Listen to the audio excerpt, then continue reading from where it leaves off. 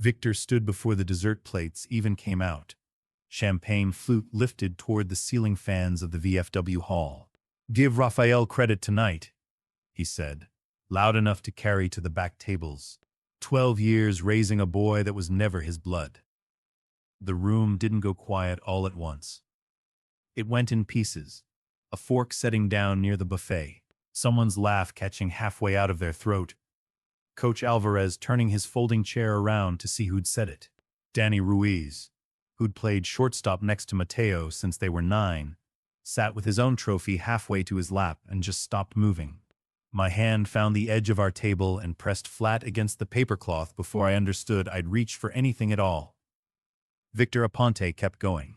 He turned in a slow half-circle, so every table got a look at him, phone raised in his free hand, the little red light blinking. 15 years this man never asked for credit, never asked for a dime. "And I figure tonight's the night he finally gets some," he said, and laughed at his own generosity, scanning the room for the nod he wanted. Somebody near the coolers actually gave it to him. That red light never stopped blinking the whole time, patient as a held breath, like it already knew somebody would need every word of this later. I said my grace low and fast, the 2 lines nobody but me ever hears all the way through, and I kept my hands moving. Clap, clap, clap, because it was the one order I could still get my body to follow. It's the same short breath I use lowering myself into somebody's 110-degree attic in July. In through the nose, out slow, and it got me through that folding chair the same way. Victor crossed to where Mateo Suarez sat frozen in his team jersey, chair legs scraping while 200 people watched him pull a thin gold chain from his jacket pocket. 15 years of borrowed time, Rafael, he said, looping it over Mateo's neck like he was crowning him. Thank you for keeping my seat warm. He held the pose for his own camera a beat longer than the moment needed, chin up, waiting on the room to agree with him. Mateo's hands hovered somewhere between his chest and his lap, not settling on the chain and not pushing it off either. His mother's blue cardigan sat balled up on the empty chair beside him. Too warm a night to wear it, but he'd brought it in from the car anyway. And his fingers found the cuff I'd let out twice myself with a needle I never really learned to use, working the crooked stitching there instead of looking at either of us. Coach Alvarez called the next name off his clipboard like nothing had happened, and the hall exhaled into applause that had nowhere honest to land. I clapped for boys whose middle names I couldn't have told you. My jaw set so hard it ached behind my ears. Victor didn't sit right back down. He leaned toward the woman next to him, phone still in his hand, and 4 words carried clean across the gap between our tables. Get that to Ortiz. Not a joke pitched to the room. A name meant for somebody with a law degree who wasn't in the building. 3 days later, a delivery van idled outside the house on Palmetto Street, and a courier in a brown uniform carried a thick envelope up to my door and held out a screen for my signature. I signed with my thumb, still in the t-shirt I'd worn to fix somebody's condenser that morning, and carried the envelope up onto the porch before I opened it. Inside, stamped with a Hillsborough County case number, was a page that named the banquet, named the date, and called Victor's Toast, in black print, Exhibit A.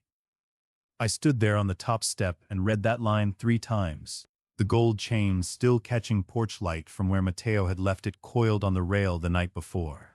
12 years of raising that boy. And somewhere a clerk had already stamped it down into a case number waiting on a judge's desk. 3 weeks before that banquet, on a Tuesday I had penciled in for nothing more than a service call on Cypress Avenue.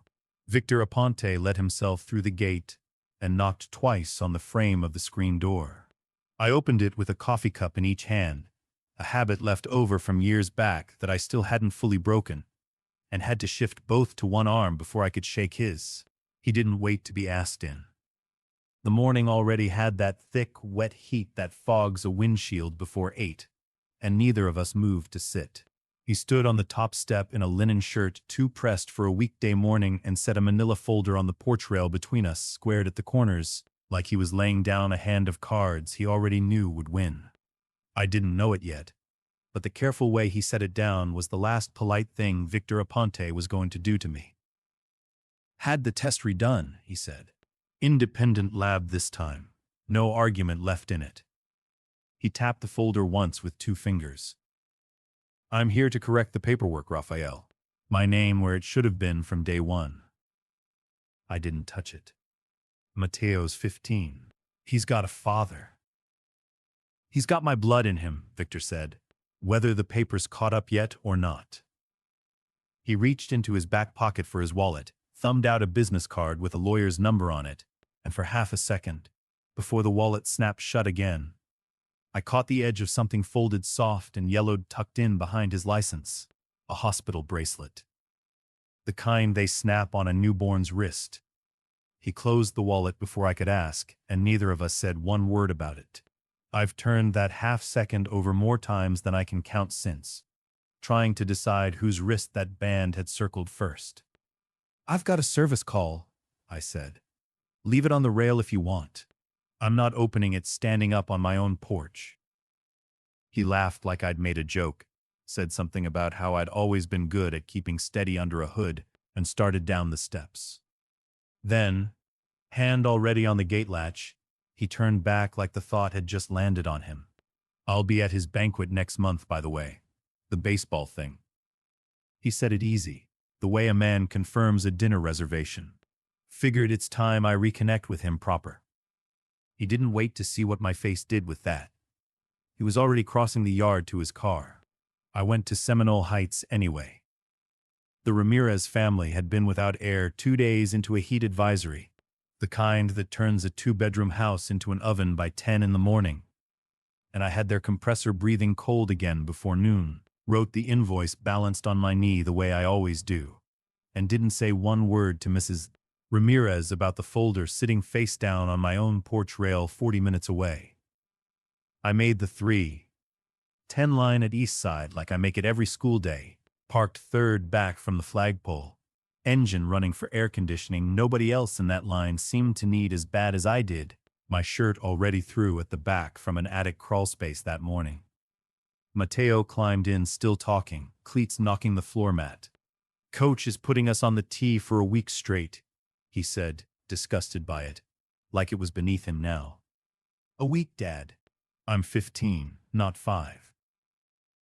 He never once asked why I was quieter than usual, because quiet was just what I sounded like to him on an ordinary Tuesday. At the house, I lifted his stretched blue cardigan off the hook by the door where he'd slung it that morning, folded it down along its own creases, and put it away in his drawer before he'd even noticed it had left his room.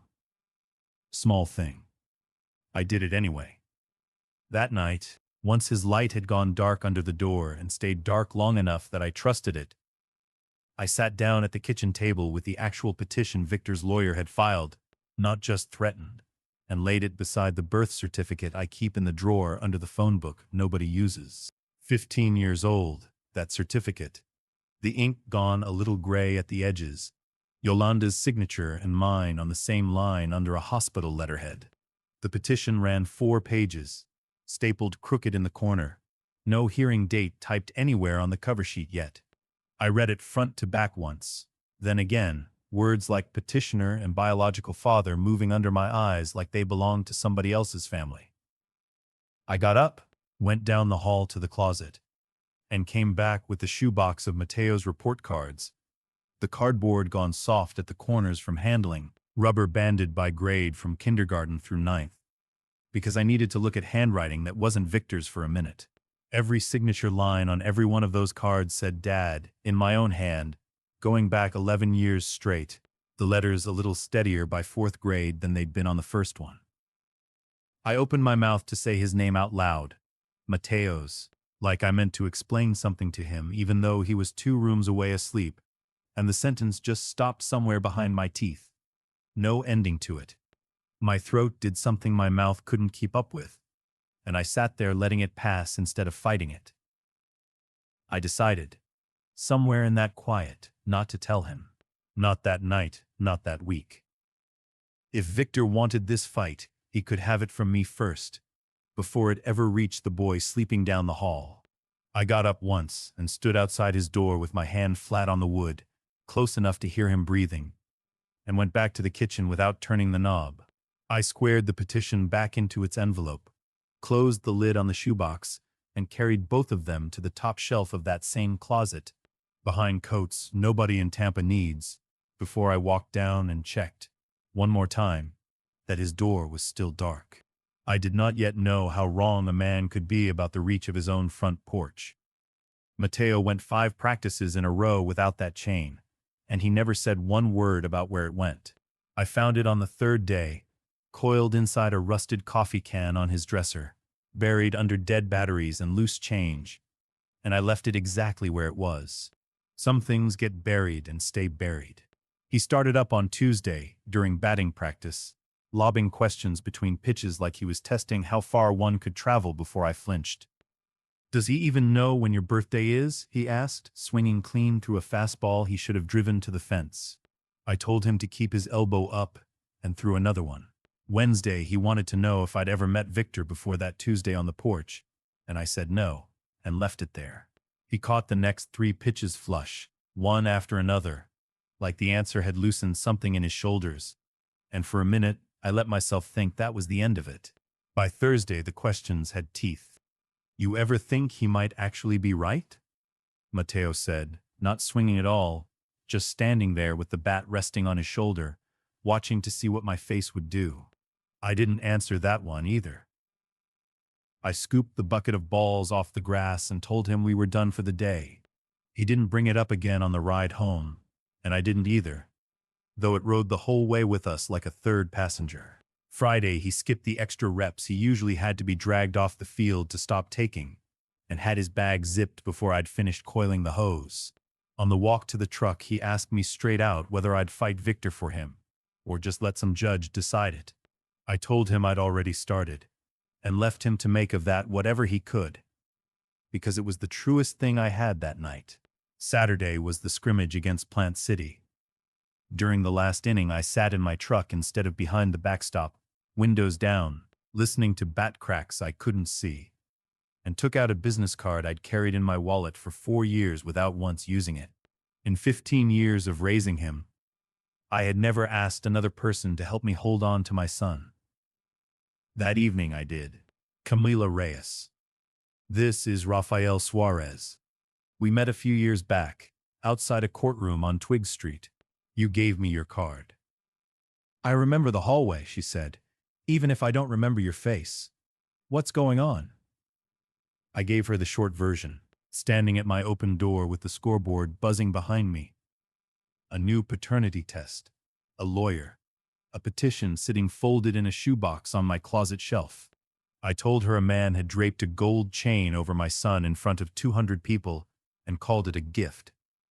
"What's his name?" she asked. "Victor Aponte."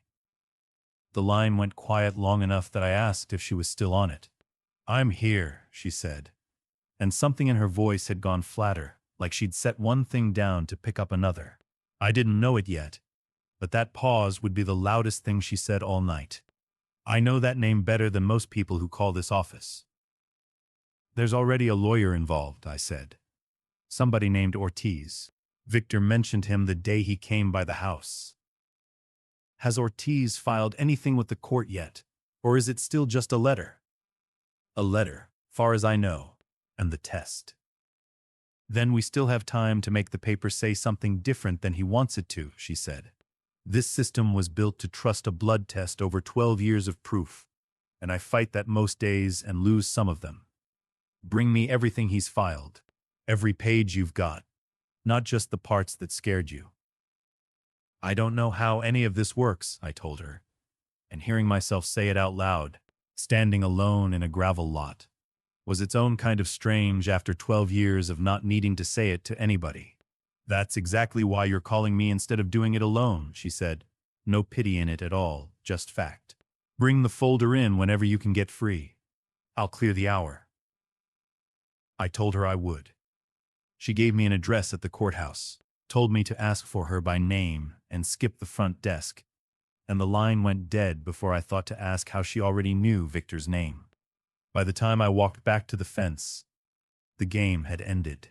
Gloves were getting stuffed into bags, the Plant City bus was idling out of the lot, and the sky had gone the color of a fresh bruise. Mateo hadn't headed for the truck. He was still by the dugout, kicking at a chunk of loose clay with his cleat, waiting on nothing I could name. The last cars pulled out one by one until it was just the two of us, and one security light buzzing over the backstop, moths already working the bulb. Somewhere past the outfield fence a lawnmower cut off mid-pass, and then even that noise was gone. We sat down together on that same bench, close enough that our shoulders almost touched, letting the quiet between us sit there unbroken for a while. I'd parked at that curb by 10 after 3 every school day for 12 years, including the one day a week I wasn't scheduled for a service call, and it had never once occurred to me that all of it could be weighed against a single piece of paper and come up light. I said that to him now, plain, the way I'd say anything true. There's a chance a judge looks at his test results and doesn't look at one day of the last 12 years, I said. There's a chance 15 years of me showing up isn't enough to stop that. Is that even legal? Mateo said, not really a question, more like he was testing whether the words held any weight out loud. I told him legal didn't always mean fair, and that was the only honest thing I had to give him. Mateo didn't look at me. He reached over to the sweater folded beside him on the bench, his mother's stitching gone thin at the collar, and wound the sleeve around his fist like he was checking how tight it would go before it tore. He's never been anything to me but him, Mateo said, still watching his own hand instead of my face. You're the one I call Dad. Half the time I don't even notice I'm doing it anymore. I didn't reach for him, and I didn't tell him it would be fine. I let his words sit in the space between us on that bench, the same way he'd let mine sit a minute before, and for once that was the whole conversation. He let the sleeve go, picked his glove up off the bench, and walked out past the chain link toward the truck, leaving me to follow him across a parking lot, gone empty under that one buzzing light. I followed him, telling myself the hard part was behind us now. A call made, a folder started. But a man who'd drape a gold chain over a boy's neck in front of 200 people wasn't going to stop just because nobody answered him back. Cars crept forward the way they always did at 310 outside Robles High, windows down against the heat, radios low, and nobody in that line expected a man in a pressed shirt handing out anything but a wave to his own kid. Victor leaned against his car with the door hanging open behind him, working the row of waiting parents like he'd rehearsed the whole thing in a mirror that morning, already sure how this would sound once it left the parking lot. Real family shows up in court, he said, loud enough that 2 cars back, somebody's window rolled all the way down to hear the rest. Not just in a Honda. A couple of dads near the crosswalk laughed the uneasy kind of laugh, the kind people do when they're not sure it's a joke. A mother 2 spots ahead pulled her daughter in against her hip without looking away from him. Victor caught the laugh and held it a beat too long, like it was the only applause he needed, then turned back to the line and raised his voice again. 15 years he's had my son, he said, and not once did anybody ask if I minded. He reached inside his jacket and came back with a short stack of cards, offering one through the nearest open window. Ortiz. Family law. Somebody in this line ought to have his number before this is over. A woman in a minivan waved the card off without ever rolling her window down the rest of the way, and Victor didn't so much as look at her. He'd already found 2 other hands willing to take one. Somebody else muttered that this wasn't the place for it, low enough that it never reached him. It didn't need to reach him. A man 3 cars up already had his phone raised, filming sideways through his own windshield. And Victor noticed him too, something easing in his shoulders the way a man settles once he knows a room is finally watching him the way he's always wanted to be watched. None of us in that line yet knew what those 40-some seconds would become by dinner time. I didn't get out to match him. I rolled my window down, kept both hands on the wheel, and gave him the only answer a school pickup line needed. Showing up now doesn't erase 15 years of not showing up, Victor. I said it flat, no heat under it, the way I'd read a number off a work order, and it landed harder for that. The man in the truck ahead of us stopped pretending he wasn't listening. My pulse was loud in my ears by then, loud enough that I lost the first half of whatever Victor said next and had to catch up on the second half. "Careful," he was saying. His voice dropped low enough now that it was only for me. "Everything you're not saying out here is exactly what a judge is going to want to hear in there." For a second, neither of us moved, the whole line idling between our two bumpers, the kind of quiet that comes right before somebody says something they can't take back. A woman in a school polo, the one who logs the car line every afternoon with a clipboard against her hip, stepped into the gap between our vehicles. "Gentlemen, this lane has to keep moving." Nobody argued with her. Victor kept smiling at the phones still raised around him, like the moving line was the only thing that had dared interrupt him, not her. It wasn't the VFW hall this time, no head table, no folding chairs. Just a stretch of curb and a handful of phones held sideways through windshields, but the shape of it was the same shape it had always been.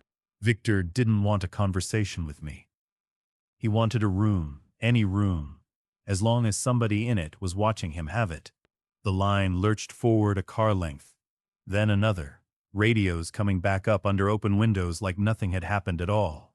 Mateo came off the sidewalk quieter than usual, backpack sliding off one shoulder, and dropped into the seat before Victor could aim a single word at him directly. He held out a paper gone soft at the folds, the kind that rides in a front pocket since first period. "Coach needs this back by Friday." He didn't look through the windshield at Victor once. "You have to sign the parent line." I signed it flat against the dash while the line kept crawling, and Victor's voice kept going behind us about courts and blood and 15 wasted years. That blank under parent or guardian had only ever had one name on it, form after form, year after year, and it had never once occurred to me to wonder whose hand was missing from it until his was 10 feet away shouting through an open window. My hand didn't shake writing it. It was my own voice that came out thin and stretched telling Mateo to buckle up, and he heard the difference before I did. "Dad." He was watching my face now, not the mirror, not Victor. "You sound like you did the day I broke my arm." I told him I was fine and pulled out of the line before I had to prove it, Victor still holding a card out toward the next car as we cleared the crosswalk, a woman leaning across her passenger seat to take one. Camila called before I'd worked up to calling her, somewhere past 6, while I still sat in the driveway with the engine ticking itself quiet. "Someone already sent it to me," she said. "No hello first." 41 seconds. 60-some comments by the time I opened it. I told her what I could remember saying, and what he'd said back, and she let out a breath that wasn't quite a laugh. "He's run this exact play before," she said. "Not on you. On somebody else, a long time ago. A sympathetic dad, a crowd, a lawyer's name floating around by dinner time. So there's already a story out there before a judge ever sees a filing. That wasn't him losing his temper at a school.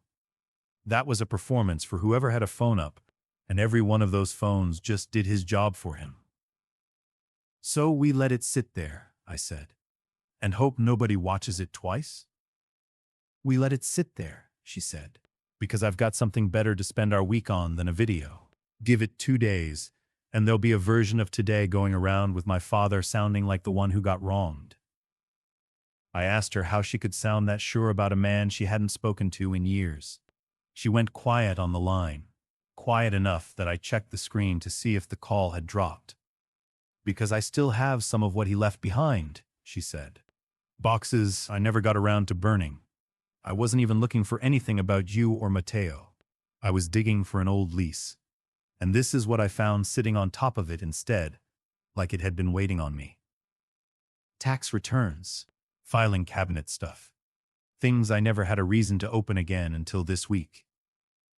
I heard a page turn on her end before she went on. "There's a rider on your wife's old life insurance policy that has no business being on it, Rafael." "Whose?" "His," she said. "Victor's name went onto that policy back when he and Yolanda were still together, years before any of us knew each other, and nobody at that company ever bothered to take it back off." 15 years was a long time for a name to sit forgotten on paper, and long enough, sitting there in the dark driveway, for somebody to remember exactly what it was still worth. Camila showed up on Saturday still dressed for the courthouse, blazer and all, and asked if I had anywhere in the house nobody had cleaned out in years. I thought of the hall closet, then thought better of it, and led her out to the garage instead, past Mateo's old bike and a rake I kept meaning to throw away. She said cases like this were rarely won with new evidence. They were won with old boxes nobody had opened since a funeral. We got past 4 boxes of Christmas lights and a broken window fan before we found it. In the back corner, behind a stack of paint cans nobody remembered buying, sat a box I hadn't touched since her sister came for the last of the furniture. The tape across the top had gone brittle and yellow, and somebody's handwriting, Yolanda's, in that loose cursive that always ran uphill at the end of a word, had marked the lid with a single word. Keep. I didn't know it yet, but that one word was about to matter more than anything Victor's lawyer had filed. Camila didn't ask before she cut the tape. She looked at me first and waited, and I nodded, because if I'd had to say yes out loud, I wasn't sure it would have come out steady. Under a church bulletin and a stack of ultrasound photos curling at the corners was a single photograph, its edges gone soft from handling. Yolanda on the front steps of this house, Mateo barely walking, her free hand splayed flat across his chest like she could hold him upright and safe in the same motion. I set it against a paint can instead of holding on to it. Somewhere I'd have to walk past it on my way out. Beneath where it had been was a bundle of envelopes bound with a rubber band gone soft with age. 6 of them, all in her handwriting, addressed to no one but a name on the front. Rafa. I opened the first one standing up. By the 3rd line, my knees found the edge of the workbench on their own, and I sat down without deciding to. She'd written it the year before she got sick enough that we stopped pretending it was nothing.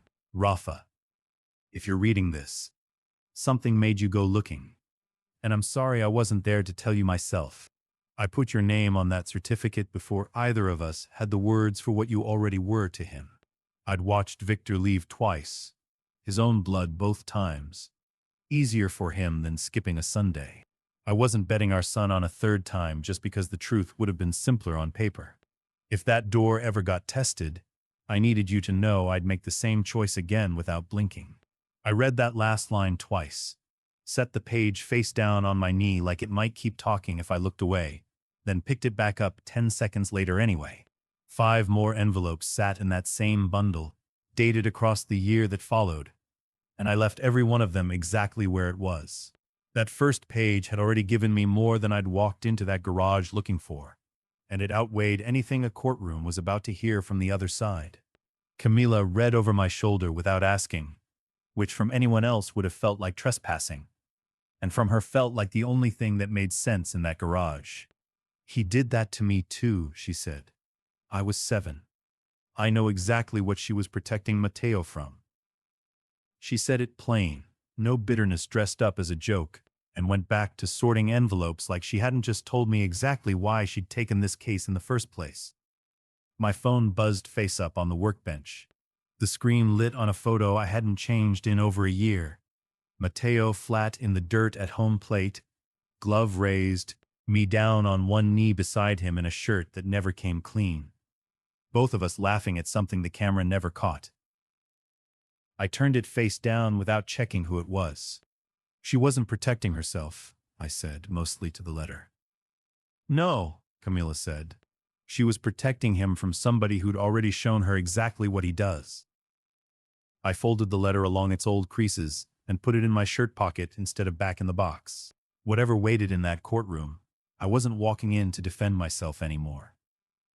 I already had my answer, in her handwriting, and it had never been about me at all. It took Camila 2 days to get everything organized, and me that long to find a Tuesday that didn't need me anywhere else. In her office at the Family Justice Center, a wall behind her desk was lined with hotline numbers in 3 languages and pamphlets nobody wants to need. She'd cleared her desk of everything but 3 folders, spread flat instead of stacked. 2 custody files, she said, sliding the first one toward me.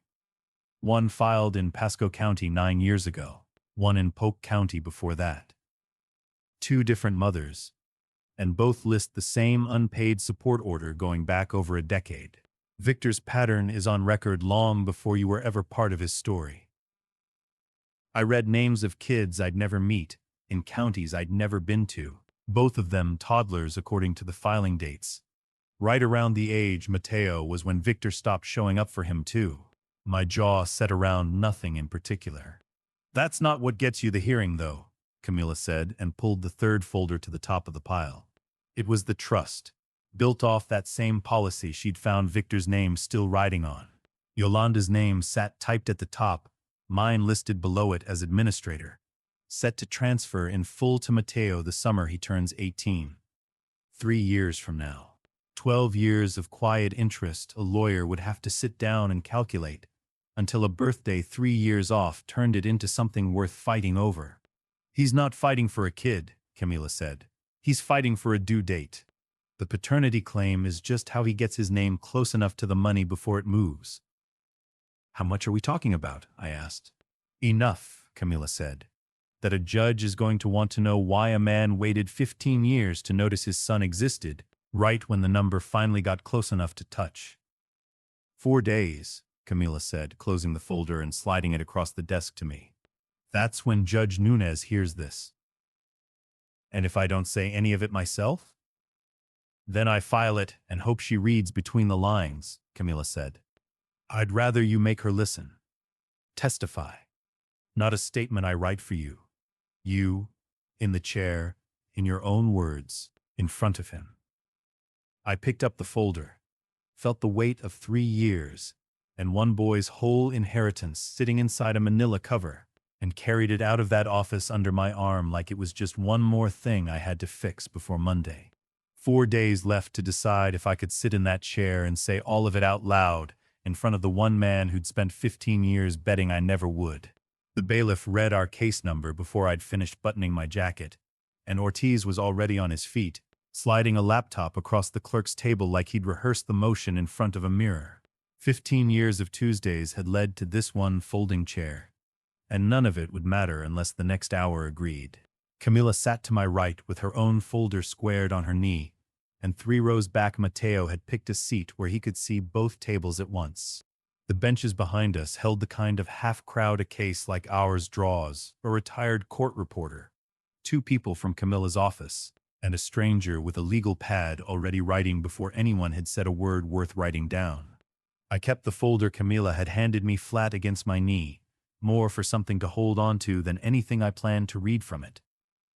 Your Honor, before anything else, I'd like the court to see the context my client's petition is answering, Ortiz said, and started the file without waiting to be told he could. Judge Nunez lifted 2 fingers off her desk, permission after the fact, and let it run.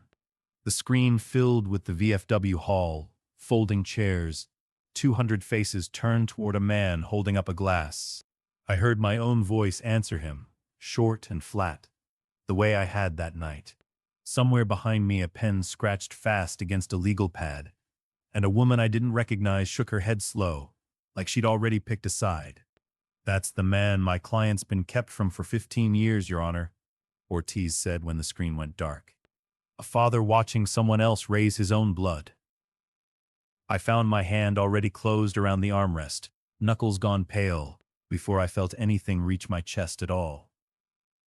By the time the feeling caught up with me, Victor was smiling at the row of reporters behind us the way he'd smiled at that banquet, a beat too long, waiting for someone to smile back. I'm not going anywhere today, Your Honor, he said before anyone asked him to speak. Not until this gets settled the way it should have been 15 years ago. I've got nothing to hide from this court. Let the record show I showed up. Mr. Aponte, you'll be recognized when it's your turn, Judge Nunez said, still watching the screen where it had gone dark. Ms. Reyes. Camila stood, buttoned her blazer, and walked past her father to the stand without giving him her eyes. She set 2 folders on the rail and spoke to the judge instead of either man in the room. 2 prior filings, Your Honor. Duval County, 2011. Pinellas, 2015. She opened the first folder. Both children of Mr. Aponte's. Both cases closed the same way. Support ordered. Support stopped. Contact gone inside a year. She let that sit, then opened the second. This one's newer. A trust. Opened the year Yolanda Suarez died, naming Rafael Suarez administrator, releasing to Mateo in full on his 18th birthday. It holds just under $200,000. Mr. Aponte's petition was filed 4 months ago. Mateo turns 18 in 3 years. Judge Nunez looked up from her notes. Ms. Reyes, is that trust document notarized? Yes, Your Honor. Recorded with the county the same week Yolanda Suarez passed. Thank you. Continue. Every filing Mr. Aponte has made since references that release date by name, Camila said. That's everything I have for the court on that point. The documents speak for themselves. Since Victor's letter, the silence in the room was working in my favor. Ortiz half rose. Your Honor, that's speculation about my client's. It's a date on a filed document. Counsel, Judge Nunez said. Sit down. Victor leaned toward Ortiz and said something low enough that only the front row caught it, then straightened and faced the judge as if none of it had touched him. This doesn't end with her math, he said. His jaw stayed tight, but his voice, when it came, was even. Ortiz set a hand flat on the table and didn't look at him. A clock above the bench read past 11, and Ortiz shuffled his papers like a man trying to find his footing again. Behind me, someone in the gallery let out a breath sharp enough that the bailiff turned his head. Camila stepped down and took the seat beside me. 3 rows back, Mateo sat with his arms crossed over that stretched blue cardigan of his mother's, the one whose sleeves I'd let out myself, twice. The stitching crooked enough that I noticed it before I noticed anything else about him. Mr. Suarez, is there anything you'd like this court to hear? Camila's hand touched my sleeve once, asking without a word if I was sure, and I was already standing before I answered her. The chair scraped louder than I meant it to. Victor was already watching me the way he watched a room right before a toast, and I walked past the rail until he had nowhere left to look but straight up at me. 15 years, Victor, I said, and the room went a kind of quiet I had never heard a room go. That's not borrowed time. That's the debt you never paid. And this court just called it due. Nobody clapped. Nobody laughed. A woman in the second row put a hand over her mouth, and even the stranger with the legal pad had stopped writing. Ortiz didn't move to object. There was nothing left in the room to object to. Victor's mouth opened, and for the first time since he'd shown up at my door with a folder under his arm, nothing came out of it. Judge Nunez set her pen down and closed the folder in front of her, looking at it a moment like it had gained weight in the last 10 minutes. I've heard what I need to hear today, she said. We'll take 15 minutes. When we're back on the record, I'll rule. She looked once at Victor, once at me, and gave nothing away in either direction. The gavel came down once, and behind me, Mateo uncrossed his arms and looked at me instead of at Victor for the first time all morning. I didn't move. Whatever 15 years had earned me, the next 15 minutes would decide if it counted. Judge Nunez didn't make us wait out the full 15 minutes. The bailiff called our case back at the 10-minute mark, and she was already seated, the folder squared in front of her the way she'd left it, pen capped and set aside like she was done needing it. This court finds Rafael Suarez to be, and to remain, the sole legal father of Mateo Suarez, she said. No preamble at all. The petition to establish a new paternity finding is denied in full. She looked past Ortiz, straight at Victor.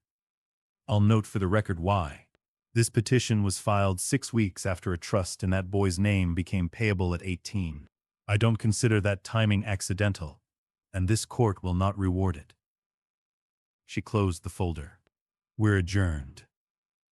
15 years decided in under 10 minutes.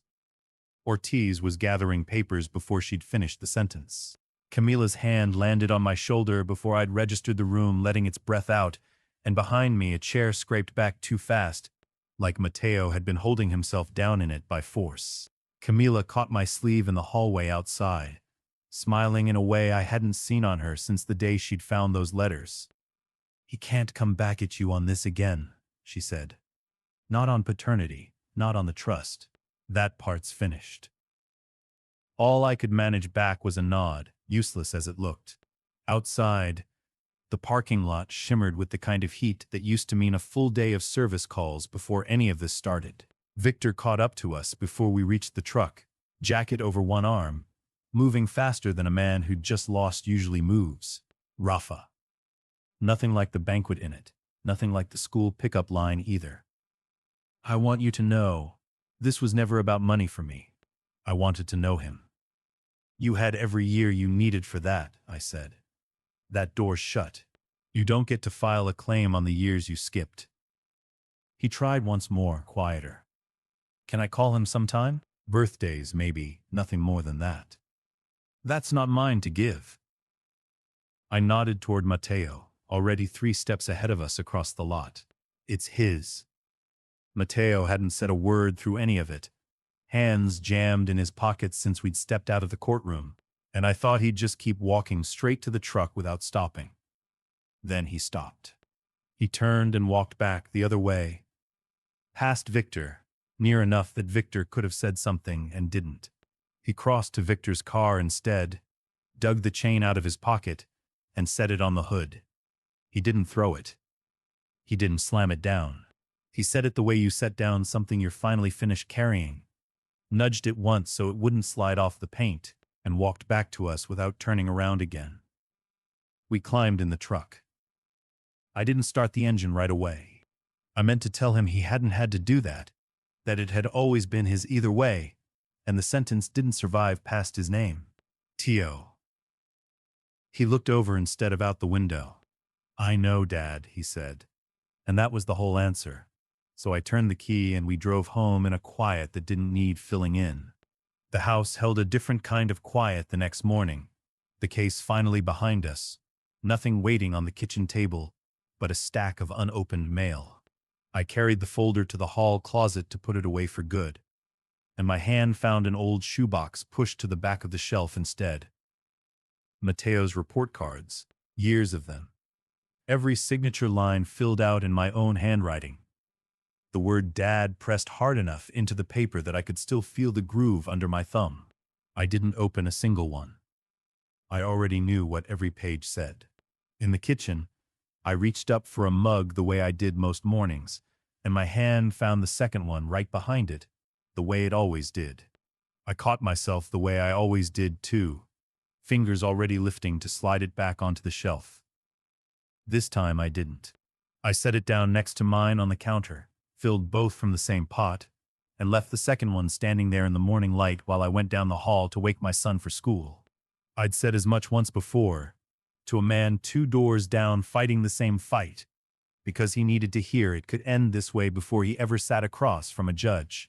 Down the hall, I could already hear him moving around, some morning show muttering low out of his phone, ordinary in every way that used to keep me up at night. It didn't anymore.